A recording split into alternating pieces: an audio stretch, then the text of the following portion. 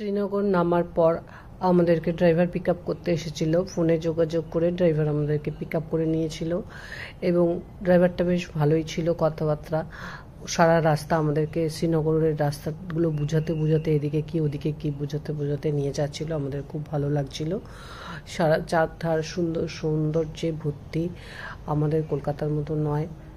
এবং ওখানকার বাড়িগুলো এত সুন্দর, স্লোপিং, যেহেতু বরফ পড়ে সেহেতু বাড়িগুলোর কায়দা, ছাদের কায়দাগুলো, রুফগুলো আলাদা।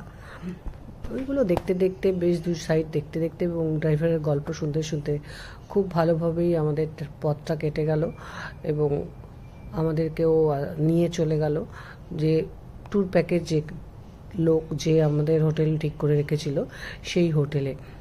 আমরা প্রথম ভাবছিলাম ট্যুর পার্টি কেমন হবে এবং ড্রাইভার কেমন হবে, কিন্তু সত্যি খুব ভালো ছিল।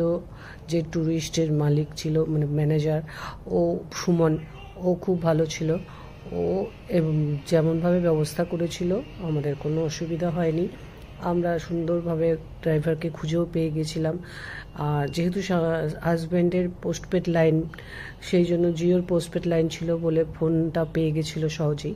তাই সেই ফোনের মাধ্যমে ফোন করে ড্রাইভারকে খুঁজে পাওয়া যায়। ড্রাইভার নিয়ে চলে গেল। কিছুটা যাওয়ার পর পাহাড়, ভাবছিলাম এই যে পাহাড় দেখতে পাবো, তো পাহাড়টা অনেকটা দূরে ছিল কিন্তু দেখা যাচ্ছিল উঁচু পাহাড়গুলো। তাতেই মন আনন্দে ভরে যাচ্ছিল যে লেহ লাদাখ ঘুরতে যাচ্ছি। ছোটোকাল থেকে শখ ছিল লেহ লাদাখ যাওয়ার, সেই শখ আজ পূরণ হলো হাজব্যান্ডের জন্য। খুব থ্যাংক ইউ তার জন্য এবং খুব ভালো লেগেছে এই ঘোরাটা।